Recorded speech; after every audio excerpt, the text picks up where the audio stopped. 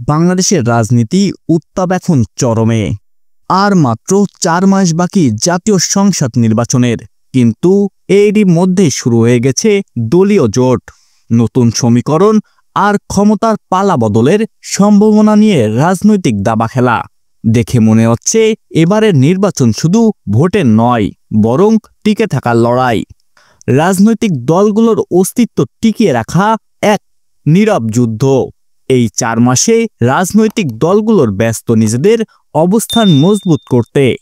দফায় দফায় বৈঠক চলছে।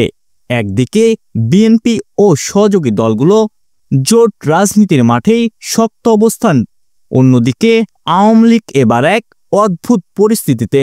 তাদের নিবন্ধন স্থগিত, ফলে নির্বাচনে অংশ নিতে পারছে না দলটি। কিন্তু তবুও তাদের ভোট ব্যাংক এখন রাজনীতির এক বড় সমীকরণ। কারণ আওয়ামী লীগের সমর্থক শ্রেণীটা যদি ভোট না দিতে পারে, তাদের ভোট কোথায় যাবে? এটাই এখন রাজনৈতিক বিশ্লেষকদের সবচেয়ে আলোচিত প্রশ্ন। এমন সময় টকশো থেকে উঠে আসে এক বিস্ফোরক মন্তব্য। চ্যানেল আই এর জনপ্রিয় অনুষ্ঠান তৃতীয় মাত্রাতে সাবেক সংসদ সদস্য গোলাম মাওলানা রনি বলেছেন, আওয়ামী লীগের সাথে জামাতের বন্ধুত্ব হচ্ছে। হ্যাঁ, ঠিকই শুনছেন। রনি দাবি করছেন রাজনীতিতে নতুন পরিস্থিতি সেই দিকেই যাচ্ছে। রনি বলেছেন, 1980 সালে জাতীয় পার্টি আর আওয়ামী লীগের সম্পর্কের কথা তখন কেউ ভাবেনি, কিন্তু সময়ের সাথে দেখেছেন 2009 সালে এরশাদের দল হয়ে উঠেছে আওয়ামী লীগের সহযোগী শক্তি। তাই রনির মতেই রাজনীতিতে অসম্ভব বলে কিছু নেই। আর যার বিরুদ্ধে কথা বলছে সবাই, কাল তাকেই দরকার হতে পারে ভোটের রাজনীতির জন্য। তবে রনি স্পষ্ট করে বলেন, বিএনপি ও আওয়ামী লীগের মধ্যে সখ্য হওয়ার কোনো সুযোগ নেই। উপস্থাপকের প্রশ্নের জবাবে তিনি আরও বলেন, বর্তমান রাজনীতির যে গতি প্রকৃতি, তাতে জামাতে ইসলামের ভবিষ্যৎ বেশ ঝুঁকিপূর্ণ। রনির মতে আপাতত দেখা যাচ্ছে জামাত তাদের নারী কর্মীদের সামনে এনে একটা নতুন অবস্থান তৈরি করতে চাইছে, কিন্তু এতে তারা কতটা সফল হবে তা এখনও অনিশ্চিত। তিনি আরও বলেন, জামাত এখন যেভাবে সংগঠন চালাচ্ছে তাতে মনে হচ্ছে তারা ভেতর থেকে অনেক কিছু নিয়ন্ত্রণ করছে। বিশ্ববিদ্যালয়ের রাজনীতি, সামাজিক সংগঠন, এমনকি শিক্ষাঙ্গনে।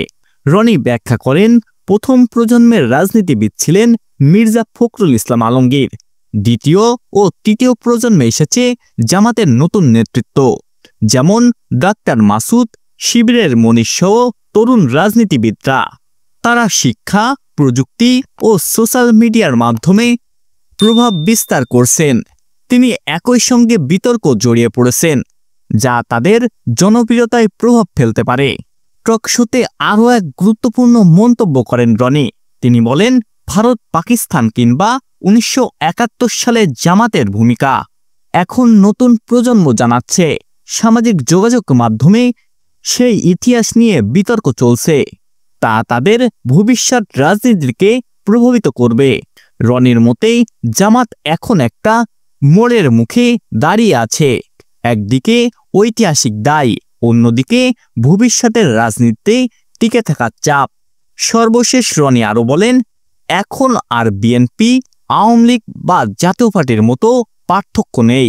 তাদের নীতি, অবস্থান আর ক্ষমতার রাজনীতি প্রায় একই জায়গায় এসে দাঁড়িয়েছে। এমন মন্তব্যই ঝড় উঠেছে রাজনৈতিক অঙ্গনে। প্রশ্ন হলো, এই 4 মাসে রাজনীতির খেলা কোন দিকে যাবে? জামাত কি সত্যি আওয়ামী লীগের সঙ্গে নতুন মিত্রতা গড়বে, নাকি তৈরি হবে এক নতুন জোট, যেখানে পুরনো শত্রুরা একে অপরের হাত ধরবে ক্ষমতার জন্য? সব প্রশ্নের উত্তর মিলবে সামনে। বাংলাদেশের রাজনীতির সবচেয়ে অস্থির এক নির্বাচনের প্রকালে। আপনি কি মনে করেন, জামাত আওয়ামী লীগের সেই সম্ভাব্য সাক্ষ্যতা বাস্তবায়ন হবে, নাকি এটা শুধু রাজনৈতিক নাটক? দর্শক, ওয়ার্ল্ড নিউজের পক্ষ থেকে এই ছিল এখনকার মতো। ভিডিওটি ভালো লেগে থাকলে লাইক দিন এবং সাবস্ক্রাইব করে আমাদের পাশে থাকুন। ধন্যবাদ সবাইকে।